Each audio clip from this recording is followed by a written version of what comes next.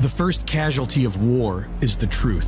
And if the American people knew the truth about U.S. interference in Ukraine, they might not be so eager to start World War III. During World War II, Western Ukraine sided with the Nazis. After the war, the CIA helped Ukrainian Nazis evade the Nuremberg trials and began operating with them within the Ukraine. After decades of CIA infiltration, the Ukrainian People's Movement emerged in 1989 and gave birth to extremist groups Svoboda, Trident, and Right Sector, neo-Nazi groups pushing for the ethnic cleansing of Ukraine, extremist groups cultivated by the CIA, supported by the U.S. State Department, and used by the IMF to bring Ukraine to heel. When Yanukovych beat NATO-backed Yushchenko in the 2010 elections, his government was being pressured into signing an EU association agreement by the International Monetary Fund in their typical conquer-by-debt offer that would financially ruin the Ukraine and place them at the mercy of the World Bank. Yanukovych declined their offer. And in today's corrupt world, you're not allowed to say no to the IMF.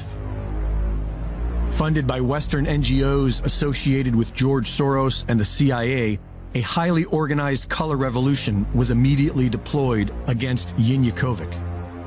Organizations such as the National Endowment for Democracy trained activist journalists to utilize Facebook, along with 3 brand new television networks created within weeks to recruit people for the protests.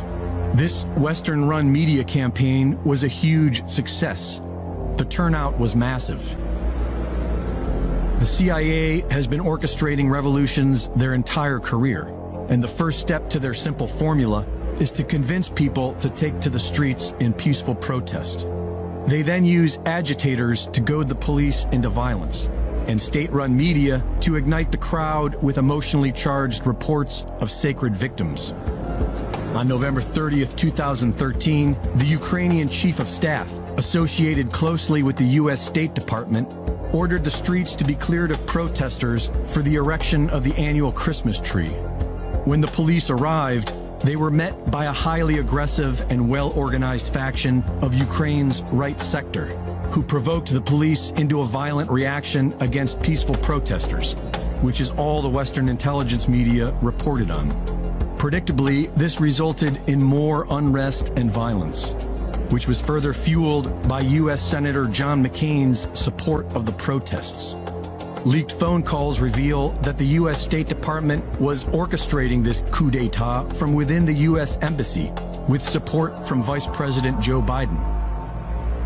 On February 20th, unidentified snipers, firing from government buildings occupied by the protesters, began firing into the crowd, killing people on all sides.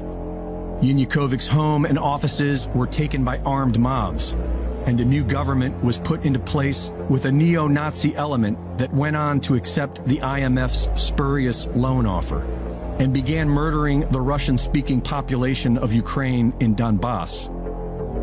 As a result of this Western-created quagmire, 96% of the people in Crimea voted in favor of joining Russia.